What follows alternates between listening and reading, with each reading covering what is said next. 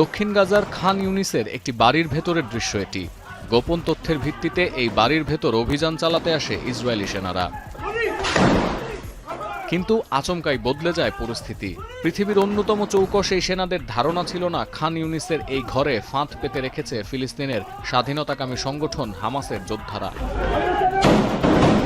Israeli সেনাদের body ক্যাম ভিডিওতে ধরা পড়ে হামাসের পাল্টা আঘাতের চিত্র। প্রাণ বাঁচাতে সিঁড়ি দিয়ে দৌড়ে নিচে নেমে আসতে বাধ্য হন ইসরায়েলি সেনা সদস্যরা। হামাস যোদ্ধাদের তোপের মুখে আহত সেনাকে সরিয়ে কোনো মতে ওই কক্ষ থেকে বের হওয়ার চেষ্টা করলেও অ্যাম্বুশ স্টাইল হামলায় খেই হারিয়ে ফেলে দখলদার বাহিনী। সামাজিক মাধ্যমে ছড়িয়ে পড়া এই ভিডিওটি প্রথম প্রকাশ করে মিডল ইস্ট স্পেকটেটর নামের একটি মধ্যপ্রাচ্য ভিত্তিক সংবাদ সংস্থা। ইরান এবং এর অক্ষশক্তি নিয়ে কাজ করা এই সংস্থাটির টেলিগ্রাম চ্যানেলে সর্বসাধারণের জন্য আপলোড করা হয় ইসরায়েলি সেনাদের ওই বডি ক্যাম ভিডিও। যদিও ভিডিওটি কবে ধারণ করা হয়েছে তা প্রকাশ করা হয়নি।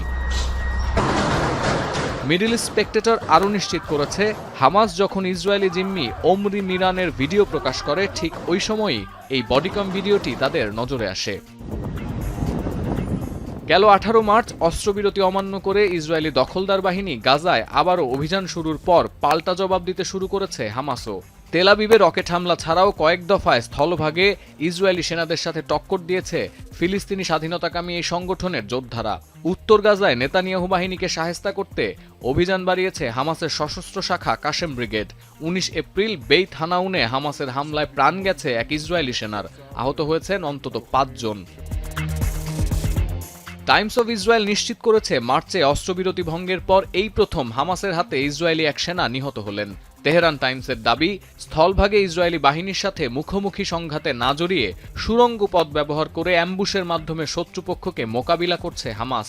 হামাসের পাতা এই ফাঁদ সম্পর্কে কোনো তথ্য না থাকায় রীতিমতো নাজেহাল স্থল অভিযানের দায়িত্বে থাকা ইসরায়েলি সেনা সদস্যরা। সতীর্থ কর্মকার, এখন বিশ্ব।